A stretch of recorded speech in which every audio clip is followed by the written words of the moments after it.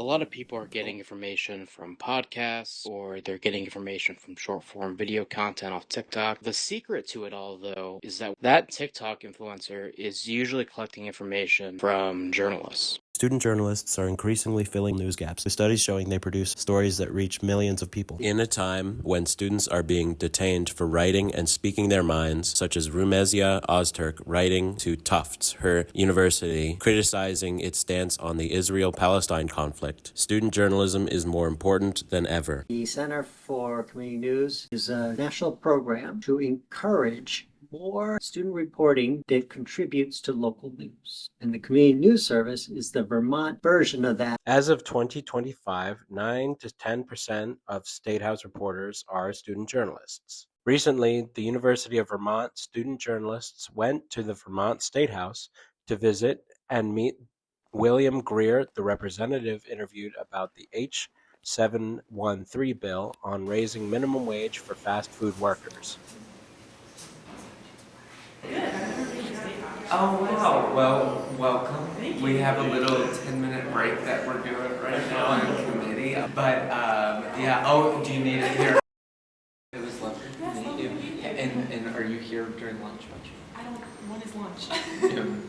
No. You guys are going to head out by then? Okay, Yeah. well, we can catch up another time. But thank you for the interview about, I highly doubt that fast food bill is going to move forward based on what I'm hearing. But I think I still think it's a good topic. So, yeah. Committees work together with the speaker and the minority leader to set the agenda for any given day. 150 representatives, proportionally representing about 4,200 people each.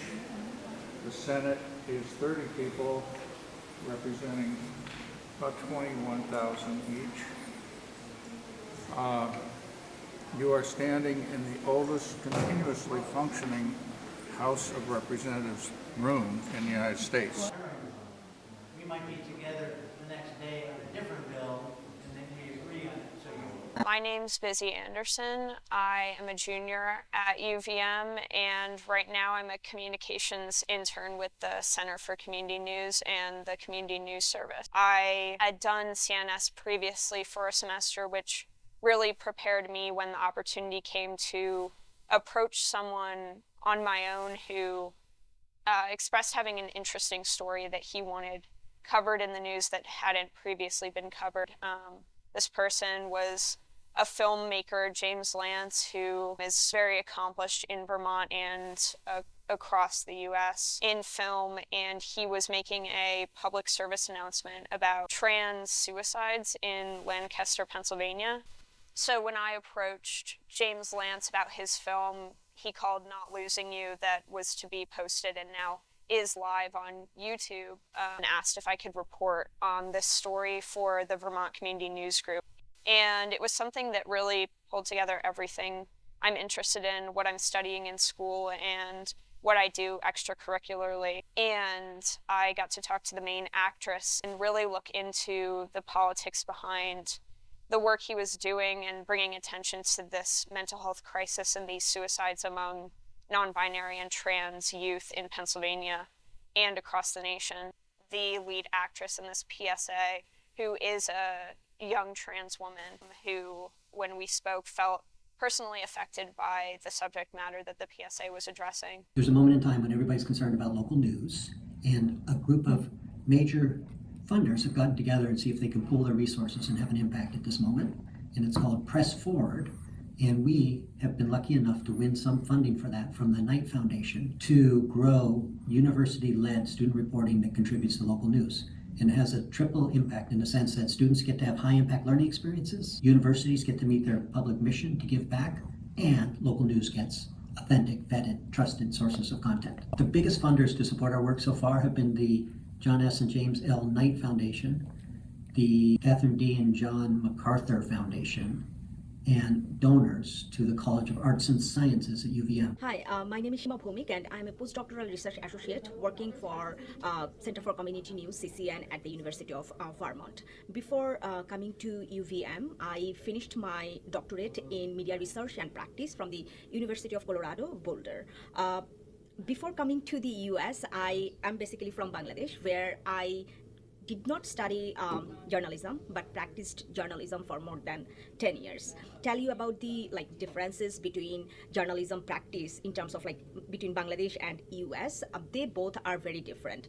For example, in Bangladesh, I mean, it was never a one-man show, but in the US, when I was a master's student, so I did my master's from the University of Mississippi, where I got chance to practice journalism in the local news outlet. And what I have found that on that local news outlet, I had to do everything. So I felt that it was a very one-man show thing. Like I shooted my video, wrote my own script, and then gave voice and then edited them at the Premiere Pro. So everything was like I did it by myself. But over in Bangladesh, there were people, different people who did that, those things individually.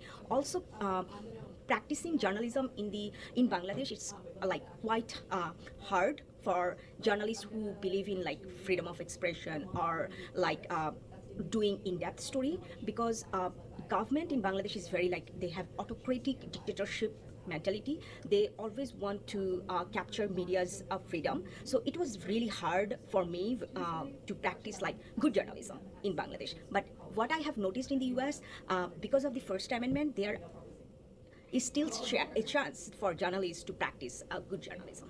My name is Ben Cooley, and I'm a research data visualization engineer here at the Center for Community News. So here we're looking at a map of the United States. All of these bubbles are universities. So I can hover over here. You can see this is Dartmouth College. The colors you can see up here are representing, does it have a news partnership? Are they exploring a news partnership, or do we just not know? Is there no data, or maybe they don't have one? And the size of the circle reflects the endowment of these universities. So some of these big universities, Dartmouth College, University of Virginia, Penn State, they're going to have kind of a larger pot of money that they can fund new programs and try new things a little bit easier. The small schools is going to be a lot harder for them. But the green ones are the places that we know for a fact they have a student reporting program. And these are the schools that are in a news desert or next to a news desert. So if I were to remove that filter, you would see a lot more schools across the map, but we were just interested in the counties that are classified by Medill as a news desert county. And this is a map showing all of the states that have at least one of these news academic partnerships. The leading states are New York and Texas, partially because there's so many schools in those states. But Vermont over here, we've got 3 different news academic partnerships, and there's only 5 states in the US that don't have any type of news academic partnership. In October of 2025, the Center for Community News hosted a national student journalism conference.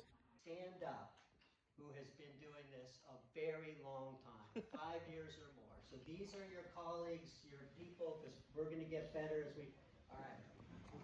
All of these folks. These are the kinds of resources that we are hoping to provide to all of you. I think we do a lot of stuff that we're still catching up on how to let everyone in this field know about the resources that we provide. We're obviously doing research. We're trying to help forge collaborations. We did this with some of our State House reporting, some issue-based reporting. And it basically boils down to 3 different strategies that we're using. We're providing resources to all of you, providing research on the entire field, which helps us kind of advocate at the national level, get some earned media about all of this, which can help generate support and enthusiasm from some of the leadership of your institutions. The last 20 years, we've lost about 1/3 of the newspapers across the United States. You all know this already.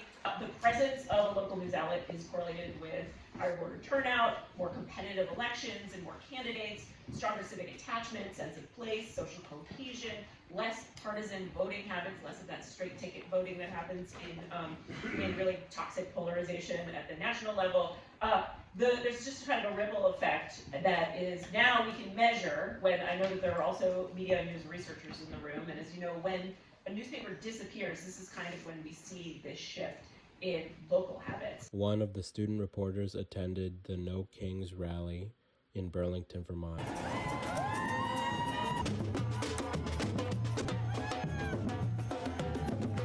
Community news survey. Okay.